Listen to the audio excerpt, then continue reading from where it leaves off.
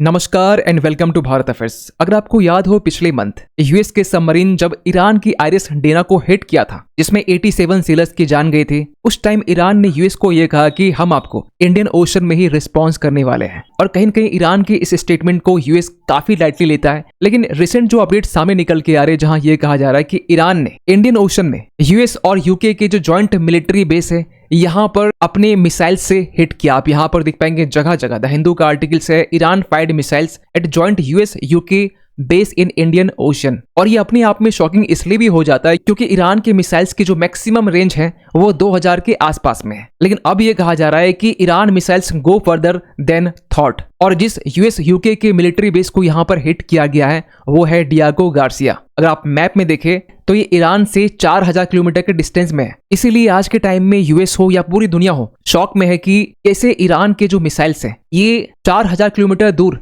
US के जो base है डियागो गार्सिया में यहाँ पर हिट किया है। खैर इस पर तो हम लोग बात करेंगे कि कैसे यहाँ पर ईरान ने यूएस यूके के जो बेस है डियागो गार्सिया इसे टारगेट किया है। लेकिन ये रिस्पांस तब हमें देखने को मिलता है जब यूके की तरफ से यूएस को यह कहा गया कि आप डियागो गार्सिया को एज ए बेस यूज कर सकते हैं स्टेट ऑफ हॉर्मुज में स्ट्राइक करने के लिए, क्योंकि अब तक यूके कहीं न कहीं रेस्ट्रेंड था जहां यूके ने यूएस को यह कहा कि आप डियागो गार्सिया बेस का यूज कर सकते हैं लेकिन डिफेंसिव तरीके से, ऑफेंसिव तरीके से नहीं। लेकिन अब यहाँ पर यूके ने ऑफेंसिव को लेकर अलाउ कर दिया है और इसी के रिस्पॉन्स में यहाँ पर ईरान ने डियागो गार्सिया के ऊपर में स्ट्राइक किया है। सो डिस्कस करते हैं इस टॉपिक को डिटेल से। तो एक्चुअली हुआ ये कि कल के दिन में ईरान को लेकर काफी रिपोर्ट्स ये बता रहे हैं कि ईरान ने अपने 2 इंटरमीडिएट रेंज बैलिस्टिक मिसाइल्स का यूज किया जिसे शॉर्ट में IRBM कहते हैं, जिससे यूएस यूके के जो ज्वाइंट मिलिट्री बेस है डियागो गार्सिया में यहाँ पर हिट किया गया। अगर आप मैप में देखें तो ये पूरा इंडियन ओशन है। ऊपर में आपको श्रीलंका देखने को मिलेगा, इसके नीचे मालदीव्स और इसके जस्ट नीचे आएंगे तो चेगोस आइलैंड है और इसी चेगोस आइलैंड का एक छोटा सा आइलैंड डियागो गार्सिया है। आपको बता दें कि ये जो चेगोस आइलैंड है ये 2024 के टाइम यूके ने इस डियागो गार्सिया की जो सॉवरेनिटी है ये कंप्लीटली हैंड ओवर कर दिया था मॉरिशस को, जिसको लेकर ट्रंप ने भी ऑब्जेक्शन किया था उस टाइम में। और ईरान के इस स्ट्राइक में यूएस के जो बेस है डियागो गार्सिया में यहाँ पर हिट करने की कोशिश की गई है जो ईरान से महज 4000 किलोमीटर के डिस्टेंस में है। और ईरान का ये जो मूव है ना ये अपने आप में एक हिस्टोरिक शिफ्ट माना जा रहा है इन ईरान मिलिट्री पोस्चर में, जहां ईरान अपनी स्ट्राइक कैपेबिलिटी के जरिए ये सिग्नल देने की कोशिश कर रहा है कि ईरान के जो मिसाइल्स हैं ये बियॉन्ड मिडिल ईस्ट तक एक्सटेंड किए जा सकते हैं। खैर इसको लेकर ईरान की तरफ से ऑफिशियली कोई स्टेटमेंट देखने को नहीं मिला है। वहीं यूएस की बात करें तो यूएस के सीनियर ऑफिशियल्स की तरफ से ये कहा जा रहा है कि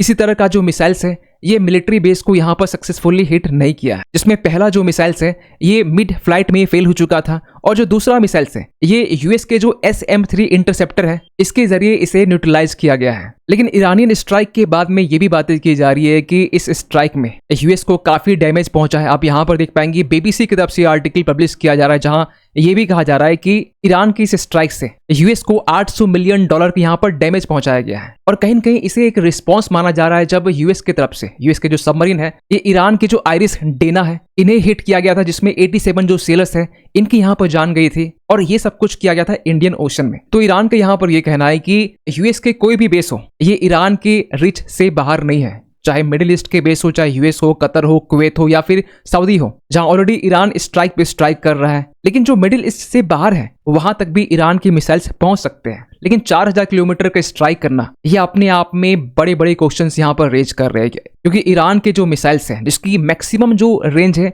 वो साहिब-3 की 2000 किलोमीटर के अराउंड में है, जो इनफ है मिडिल ईस्ट को कवर करने के लिए। इवन कुछ हद तक ये यूरोपियन कंट्रीज को भी कवर कर लेता है, आधा भारत को भी ये कवर कर लेता है। लेकिन इंडियन ओशन तक पहुंचने के लिए जो इसकी रेंज है ये और भी ज्यादा चाहिए। मीन्स यहाँ पर इंटरमीडिएट रेंज बैलिस्टिक मिसाइल्स की बात की जा रही है। जैसे आपको बता दें कि ईरान आज के टाइम में खोरमशहर 4 जो कि सेजिल सीरीज का एक वेरिएंट है जिसकी रेंज बताई जाती है 3000 से लेकर 4000 किलोमीटर की। तो हो सकता है कि ईरान जो है खोरमशहर मिसाइल्स का यूज किया है। इतना ही नहीं, ईरान को लेकर यह भी कहा जाता है कि ईरान अपने कई मिसाइल्स के ऊपर में भी काम कर रहा है। जो ईरान का कई मिसाइल है जो फिलहाल भी अंडर डेवलप है, इसकी रेंज बताई जाती है 10,000 किलोमीटर से भी ये ज्यादा। अब सवाल ये निकल के आता है कि ईरान ने डिएगो गार्सिया को टारगेट क्यों किया। पहली बात तो ये है कि ईरान इस स्ट्राइक के जरिए साफ साफ सिग्नल देना चाह रहा है कि जो भी यूएस के अलाइज कंट्रीज है, चाहे यूके हो, फ्रांस हो, अगर यूएस का साथ देते हैं तो आपके बेस भी सुरक्षित नहीं है, क्योंकि यूके हो, फ्रांस हो, इनके बेस मिडिल ईस्ट में भी है। लेकिन टारगेट किया गया यहाँ पर यूएस के बेस को ही, और ईरान इसके जरिए स्ट्रेटेजिक डेटरेंस क्रिएट करने की भी कोशिश कोशिश कर रहा है, जहां ईरान ये कहना चाह रहा है कि अगर यूएस के बेसिस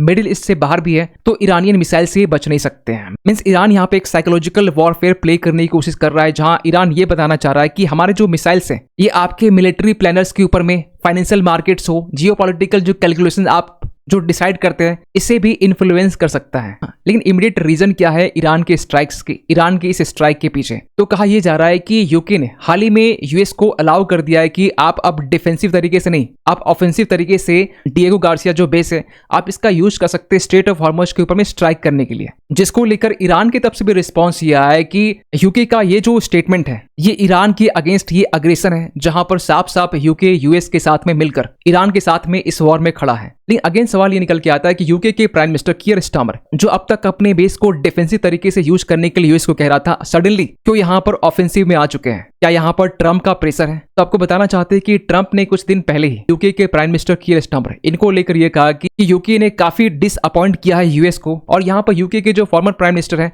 विंस्टन चर्चिल, इससे भी कंपेयर किया गया है यहाँ पर, ये भी जिसमें यह कहा गया कि unfortunately Keir Starmer is not Winston Churchill. जो लोग नहीं जानते कि विंस्टन चर्चिल कौन है, ये 1940 से लेकर 45 के टाइम में, वर्ल्ड वॉर 2 के टाइम में विंस्टन चर्चिल यूके के प्राइम मिनिस्टर थे, जो कि एक डिफाइंड लीडरशिप के तौर पे जाने जाते हैं, जिनकी एक आइकॉनिक स्पीच जो वर्ल्ड वॉर 2 के टाइम में काफी ज्यादा पॉपुलर हुई थी, जिसमें विंस्टन चर्चिल ने यह कहा था कि blood toil tears sweat and we shall fight on the beaches. आसान भाषा में कहे तो यूके को एनी हाउ एनी कॉस्ट यहाँ पर विक्ट्री चाहिए, और ये चीजें हमें देखने को भी मिला। विंस्टन चर्चिल के लीडरशिप में नाजी जर्मनी के अगेंस्ट में इन्होंने विक्ट्री हासिल की, और इसीलिए हो सकता है कि कीयर स्टारमर ट्रंप की इस बात को दिल से लेते हुए इन्होंने डिएगो गार्सिया का जो बेस है यहाँ पर ऑफेंसिव तरीके से अलाउ कर दिया। वैसे आपको बता दें कि जो डिएगो गार्सिया है ये अब तक यूएस ने एक लॉन्च पैड की तरह इन्हें यूज किया, और यूएस लास्ट 35 इयर्स में मल्टीपल ऑपरेशंस को यहाँ से कंडक्ट भी किया है, जैसे 1991 के टाइम में गल्फ वॉर में, जहां पर यूएस ने अपने B-52 जो बॉम्बर्स हैं इसका यूज किया था इराकी फोर्सेस के अगेंस्ट में। इवन की अफगानिस्तान में 2001 से लेकर 21 तक में